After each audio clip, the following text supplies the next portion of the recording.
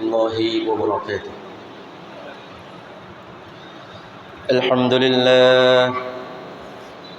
لله رب العالمين، والصلاة والسلام على أشرف الأنبياء والمرسلين وعلى آله وأصحابه أجمعين، أما بعد، فأعوذ بالله من الشيطان الرجيم. بسم الله الرحمن الرحيم. إن الله وملائكته يصلون على النبي يا أيها الذين آمنوا صلوا عليه وسلموا تسليما.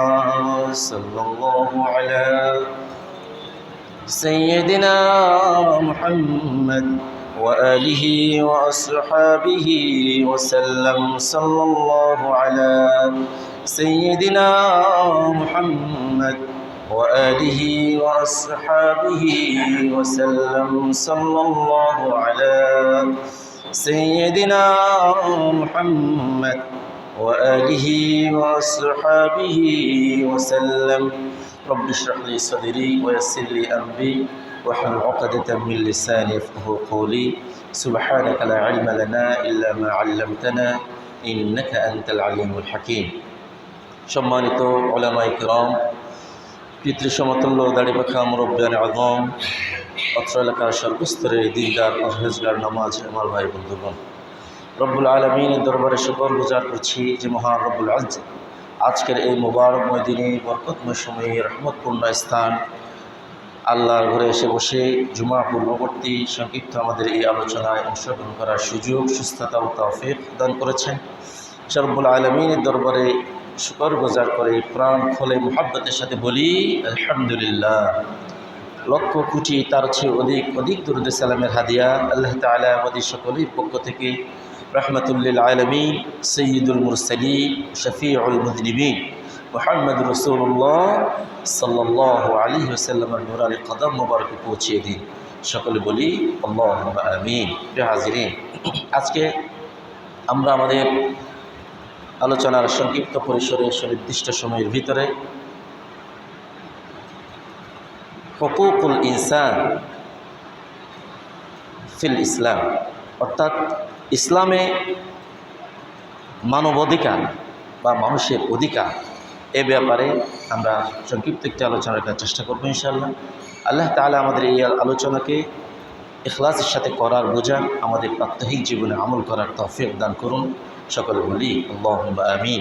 প্রিয় হাজিরিন, আল্লাহ রাব্বুল আলামিন ইজ্জত মানুষকে পৃথিবীর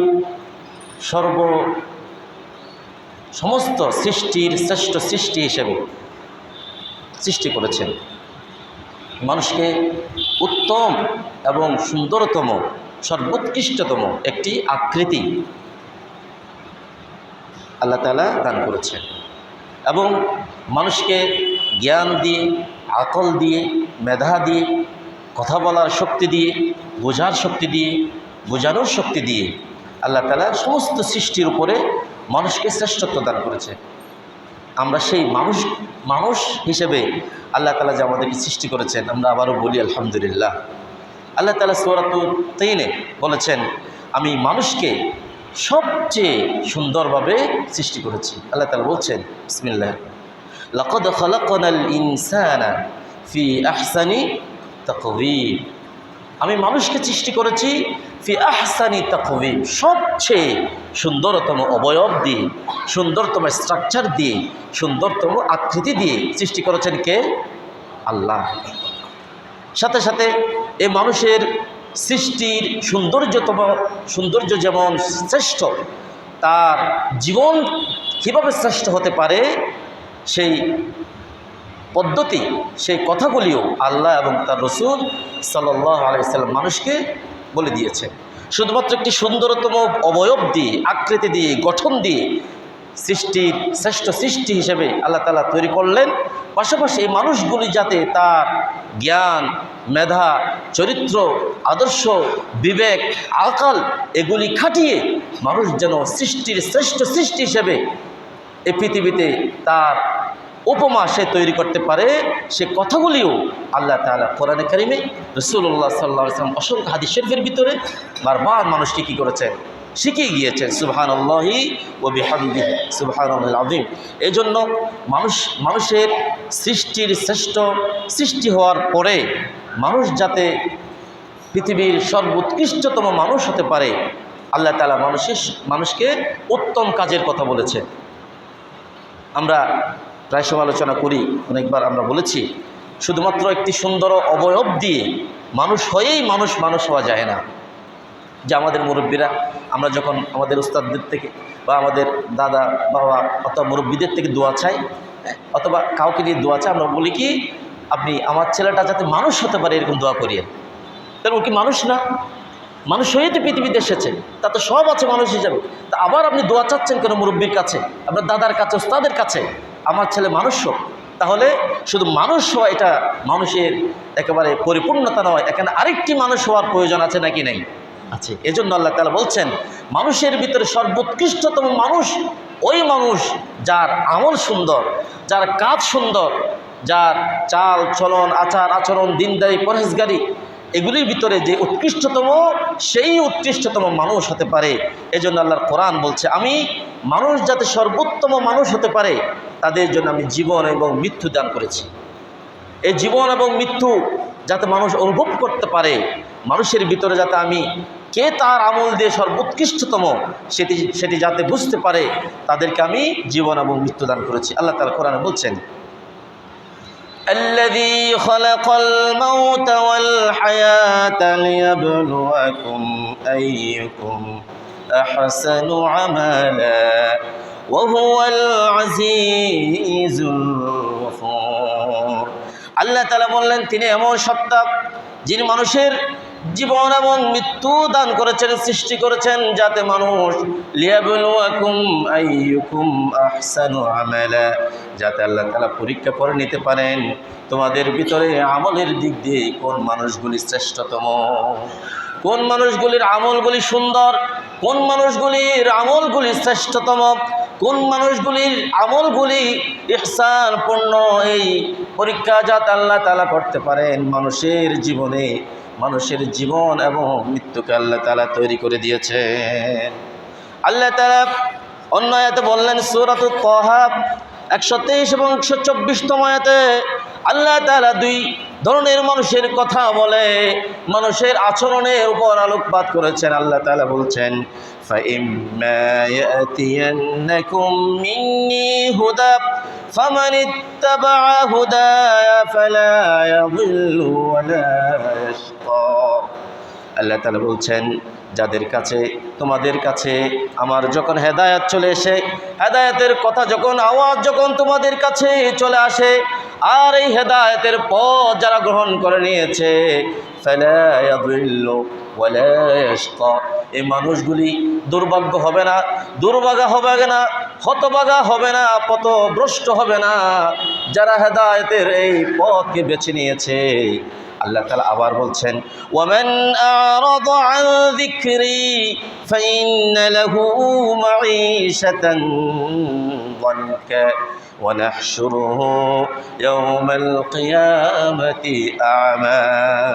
পক্ষান্তরে কিছু মানুষ থাকবে যাদের কাছে হেদায়েতের আলো আসার পরেও হেদায়েতের পথ থেকে, আল্লাহর পথ থেকে, রাসূলুল্লাহ সাল্লাল্লাহু আলাইহি ওয়াসাল্লামের দেখানোর পথ থেকে সরে যাবে, আল্লাহর জিকির থেকে গাফেল থাকবে, আল্লাহর পথ থেকে মুখ ফিরিয়ে নেবে।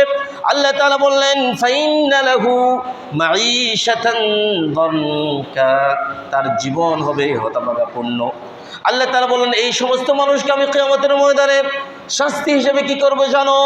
আল্লাহর কোরআন বলেছে, ওয়া নাহশুরুহু ইয়াওমাল কিয়ামাতি আ'মা, এই মানুষগুলি যারা হেদায়েতের, তাদের চোখ ছিল, কান ছিল, আকল ছিল, বিবেক ছিল, বুদ্ধি ছিল, সমস্ত কিছু থাকার পরেও যারা আল্লাহর পথ থেকে নিজেদেরকে দূরে সরিয়ে রেখেছে।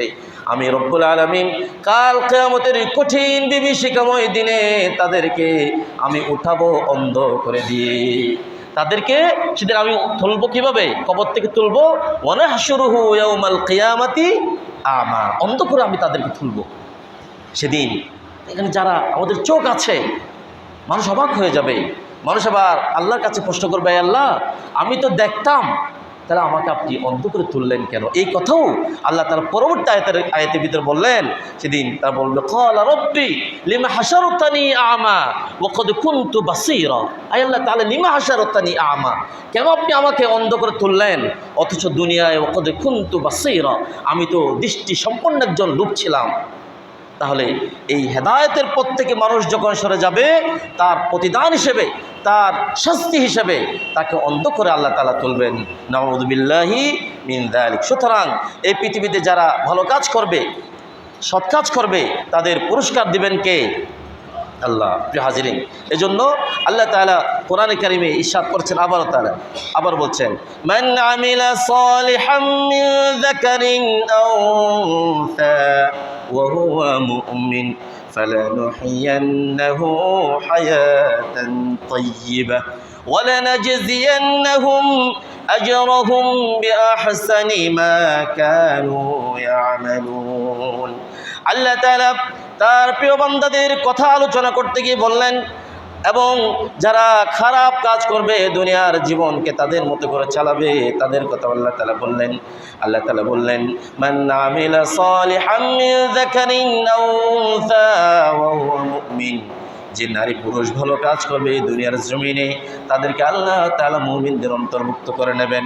প্রতিদান স্বরূপ এই দুনিয়ার জীবনে তাকে একটি সুন্দরতম, পুত পবিত্র, স্বাচ্ছন্দ্যময়, বরকতপূর্ণ, রহমতপূর্ণ, আনন্দময় একটি জীবন, সন্তুষ্টময় একটি জীবন দান করবেন। আল্লাহ তাআলা বললেন, ফালানুহইয়ান্নাহু হায়াতান তাইয়্যিবাতান, তাকে একটি পুত পবিত্রতম, সুন্দরতম জীবন দান করবেন কে? আল্লাহ। এবং ওয়ালানাজজিয়ান্নাহুম আজরাহুম বিআহসানি মা কানু ইয়ামালুন, এই দুনিয়ার জমিনে সে যা যা কিছু করেছিল ভালো কাজ, এর সমস্ত কিছুর প্রতিদান আল্লাহ তাআলা করে পাই পাই করে হিসাব করে তাকে বুঝিয়ে দেবেন। সুবহানাল্লাহি ওয়া বিহামদিহি সুবহানাল্লাহিল আযীম। আল্লাহ তাআলার কাছে আমরা দোয়া করি, যেদিন আল্লাহ তাআলা তার বান্দাদেরকে পুরস্কৃত করবেন, সেই পুরস্কৃত বান্দাদের কাতারে আল্লাহ তাআলা আমাদেরকে শামিল করে দেয়। সকলে বলি আল্লাহুম্মা আমিন। আল্লাহ তাআলা অন্য জায়গায় বললেন, লিয়াজজিয়াল্লাযীনা আসাউ বিমা আমিলু, যারা মন্দ কাজ করেছে তাদেরকে তাদের সেই কাজ অনুযায়ী কি করা হবে? পুরস্কার দেওয়া হবে, অর্থাৎ প্রতিদান দেওয়া হবে। ওয়ায়াজজিয়াল্লাযীনা আহসানু বিল হুসনা, অনুরূপভাবে পক্ষান্তরে যারা নেক কাজ করেছে, সৎ কাজ করেছে, তাদেরকেও সেই কাজের প্রতিদান দেবেন কে? প্রিয় হাজিরিন, আজকে প্রসঙ্গতম আমরা বলি, গতকাল আমাদের এই দেশে, বাংলাদেশে, আমাদের উপদেষ্টা পরিষদে, আপনারা হয়তো জানেন, সকলে যেহেতু আমরা সচেতন এবং শহরের মানুষ হিসেবে আমরা সকলেই অবগত আছেন, উপদেষ্টা পরিষদে জাতিসংঘের মানবাধিকার কমিশনের অফিস করার ঢাকায় অনুমোদন লাভ করেছে। গত জুমায় বাংলাদেশের জাতীয় মসজিদের খতিব, এদেশের আপামর জনতার শ্রদ্ধাভাজন ব্যক্তিত্ব মাওলানা আব্দুল মালিক সাহেব হাফিজাহুল্লাহ তাআলা, তিনি পরামর্শ দিয়েছেন, সরকারকে সতর্ক করেছেন, তারা কথা বলেছেন এদেশে যাতে জাতিসংঘের মানবাধিকার কমিশনের অফিস করা না হয়। কারণ এই অফিস চলে, তার কোনো নির্দিষ্ট আয় নেই। আপনারা হয়তো দেখবেন, গুগল করবেন অথবা ইউটিউবে সার্চ দিবেন অথবা একটু যদি স্টাডি করেন, দেখবেন মানবাধিকার কমিশনের নির্দিষ্ট কোনো আয়ের উৎস নেই, তাদেরকে ফান্ডিং করে পাশ্চাত্যরা, পশ্চিমারা। তাহলে আজকে আপনারা জানেন ফিলিস্তিনে হাজার হাজার বৃদ্ধ, অসহায় নারী, শিশু মারা যাচ্ছে, পৃথিবীর এক এক রাষ্ট্র ধ্বংস হচ্ছে। মানবাধিকার কমিশনের অফিস করা দরকার সেই সমস্ত রাষ্ট্রে যেখানে হিউম্যান রাইটস কি হয়, মানবাধিকার লঙ্ঘিত হয়। তাহলে মানবাধিকার কমিশনের কাজ কি? আমরা লম্বা কথার দিকে যাব না। মানবাধিকার কমিশনের কাজের ভিতরে কিছু কাজ আছে যেগুলি ইসলামের সাথে পরিপূর্ণ সাংঘর্ষিক। এই জন্য আমাদের বাইতুল মুকাররমের খতিব সাহেব গত জুমায় তিনি পরামর্শ দিয়েছেন, হুমকি নয়, সতর্ক করেছেন, পরামর্শ দিয়েছেন এই মানবাধিকার কমিশন যাতে এদেশের তাদের অফিস করতে না পারে। কারণ অফিস করতে পারলে পরে এদেশের মানুষের উপরে এমন কিছু আইন তারা চাপিয়ে দেবে যেগুলি থেকে আমাদের পরবর্তী প্রজন্মকে আমাদেরকে বেঁচে ওঠা কঠিন হয়ে যাবে। প্রিয় হাজিরিন, সেখানে আমাদের আপনারা আরেকটি সংবাদ হয়তো দেখেছেন, গতকালকে সমাজ কল্যাণ মন্ত্রণালয় যৌনকর্মী কিংবা পতিতা অথবা যেভাবে মানুষ বুঝে কিংবা তাহলে এই পতিতাদের একটি সংগঠন আছে, তাদেরকে নিয়ে যারা কাজ করে তাদের একটি সংগঠন আছে, নাম হচ্ছে সংহতি। এই সংগঠনকে আমাদের সমাজ কল্যাণ মন্ত্রণালয় এবং আমাদের উপদেষ্টা শারমিন মুর্শিদ উনিসহ তারা প্রায় 2 কোটি কত একটি ফান্ডিং করেছেন, সহযোগিতা করেছেন, অনুদান দিয়েছেন। নাউজুবিল্লাহ বলবেন না?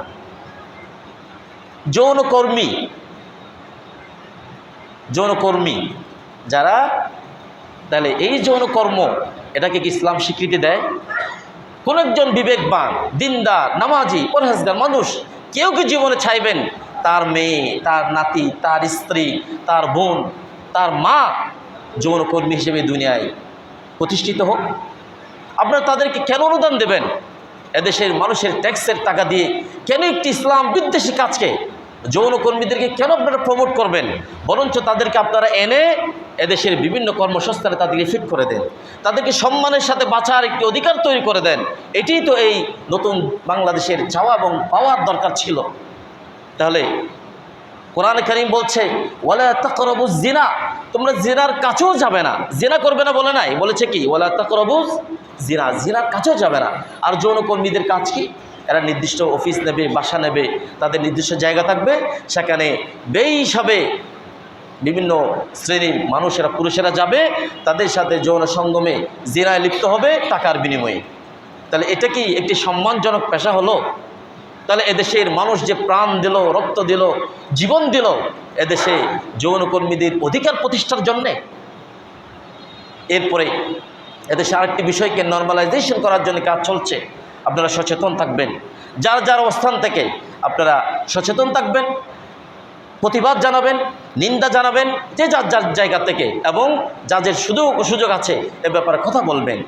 LGBTQ অথবা সমকামিতাকে প্রমোট করার জন্যে আমাদের দেশের নির্দিষ্ট একটি অংশ কিছু মানুষ চেষ্টা করছে। প্রিয় হাজিরিন, এই সমকামিতা লূত আলাইহিস সালামের পুরো একটা জাতিকে আল্লাহ তাআলা কীভাবে ধ্বংস করেছিলেন আমরা কম বেশি সবাই জানি। সমকামিতা এটা কি? নারী নারী বিবাহ, পুরুষে বিবাহ। পাশ্চাত্যের বিভিন্ন দেশে এটি রাইটস আছে, এটি লিগ্যালভাবে বৈধতা আছে। এখন আমাদের দেশে আলহামদুলিল্লাহ এখনও নাই। কিন্তু এই বিষয়গুলি একসময় যখন সিলেবাসে আসবে, কথা বলা হবে, বিভিন্ন রাষ্ট্রের গুরুত্বপূর্ণ জায়গাতে কথা বলা হবে, অথবা কেউ কথা বললে তাকে গুম করা হবে, ধরে নেওয়া যাওয়া হবে, তাহলে আপনি দেখবেন এক সময় এই দেশেও এই বিষয়গুলো এত সহজ হয়ে যাবে। আজকে আপনারা যারা ঘৃণা প্রকাশ করছেন, কথা বলছেন, আগামী 10 বছর পরে, 20 বছর পরে এইগুলি নিয়ে আর মানুষ কথা বলবে না। হাজিরিন, যেগুলি এখন আমরা শুনছি, কথা বলছি, এগুলি আমাদের এখানে আমাদের বাবার বয়সী, দাদার বয়সী যারা আছেন তারা তো কল্পনাও করতে পারছে না কি বলছে হুজুর এগুলি মসজিদের মিম্বারে বসে। মূলত এগুলি এই জায়গায় এত পবিত্র অন্যতম একটি জায়গায় বসে কথা বলার জায়গা নয়। তারপরেও আমরা সতর্ক করার জন্যে, সচেতন করার জন্যে আমরা কথা বলছি। আল্লাহ তাআলা এই ধরনের মুসিবত থেকে, এটি এক প্রকার মুসিবা, যে মুসিবতের কারণে এই দেশে প্রাকৃতিক দুর্যোগ চলে আসতে পারে, অঘটন আসতে পারে, অশান্তি চলে আসতে পারে, এই ধরনের কাজ থেকে আল্লাহ তাআলা আমাদের সকলকে হেফাজ করে। সকল বলি আল্লাহুম্মা আমিন। প্রিয় হাজিরিন, মানবাধিকার কমিশন এদেশে তৈরি করে, তারা মানুষকে যেমন আপনারা দেখেছেন, মাইন্ড করবেন না কেউ, পৃথিবীর বিভিন্ন দেশে পর্নোগ্রাফির যে সাইট আছে, ওয়েবসাইট আছে, এগুলি বন্ধ। এখন তাদের ভিতর থেকে যারা নিয়মিত এগুলি দেখে, যুবশ্রেণী আছে, নারী পুরুষ আছে, তারা বলছে না এগুলি দেখে আনন্দ পাওয়াটা আমার রাইটস। সুতরাং কোনো শক্তি, রাষ্ট্র, সরকার আমার অধিকারকে, ব্যক্তিগত অধিকারকে হরণ করে এই সাইটগুলি বন্ধ করতে পারবে না। আগামীকাল হয়তো কথা উঠবে, আমার ব্যক্তিগত অধিকার হচ্ছে আমি সমকামিতাকে প্রমোট করব, সমকামিতা এটি আমরা লালন করব, আপনি সরকার কিংবা রাষ্ট্র আমার এই অধিকারকে নষ্ট করতে পারবে না। কারণ আমি একজন মানুষ হিসেবে আমার একটি অধিকার আছে। এই মানবাধিকার কমিশন কি করবে? আগামীকাল এসে বলছে না, তাদের অধিকারকে প্রতিষ্ঠা করার জন্যে আমরা কি জানাই, সংহতি জানাই, আমরা তাদেরকে প্রমোট করি, আমরা তাদের সাথে আছি, সহমত প্রকাশ করছি। তাহলে এদেশে কি হবে? আমাদের পরবর্তী প্রজন্মকে বাঁচানো কি সহজ হবে? না। আমরা প্রতিবাদ জানিয়ে রাখলাম, নিন্দা জানিয়ে রাখলাম, সতর্ক করে রাখলাম। হয়তো আল্লাহ তাআলা আমাদের যদি কবুল করেন এ ধরনের মুসিবত থেকে, বেহায়াপূর্ণ আচরণ থেকে আল্লাহ তাআলা আমাদের হেফাজত করুন, সকল বলি আল্লাহুম্মা আমিন। হাজির, যে মানবাধিকারের কথা বলছে তারা আজকে এসে, অথচ এই মানবাধিকারের কথা বলেছেন রাসূলুল্লাহ সাল্লাল্লাহু আলাইহি ওয়াসাল্লাম হাজার বছর আগে, বলেন নাই? তিনি বিদায় হজের ভাষণে সর্বশেষ যে ভাষণ ছিল, তিনি বলছেন, হে আমার লক্ষ লক্ষ সাহাবা আজমাইন, তোমাদের সাথে আমার আগামী বছর দেখা নাও হতে পারে, তোমাদেরকে আমি শেষবারের মতো কথা বলে যাই, ইন্না দিমাআকুম ওয়া আমওয়ালাকুম ওয়া আরাদাকুম হারামুন আলাইকুম।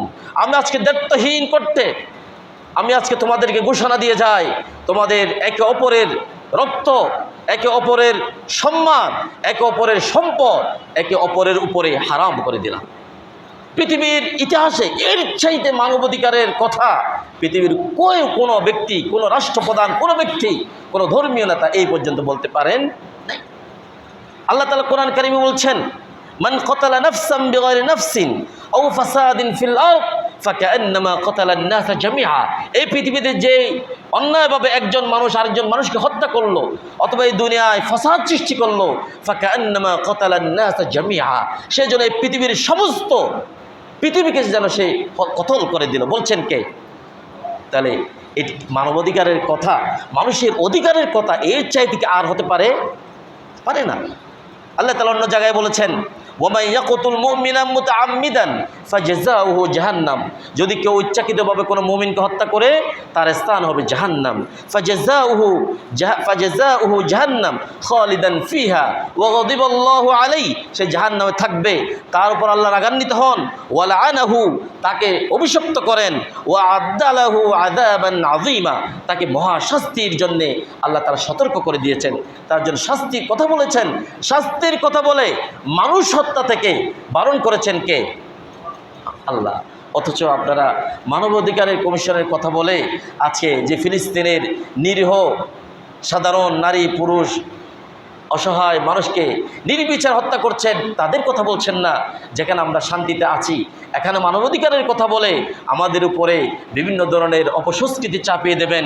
এদেশের সহজ সরল দিনদার মানুষ কখনো এই ধরনের আচরণ মেনে নেবে? বলেন, মেনে নেবে?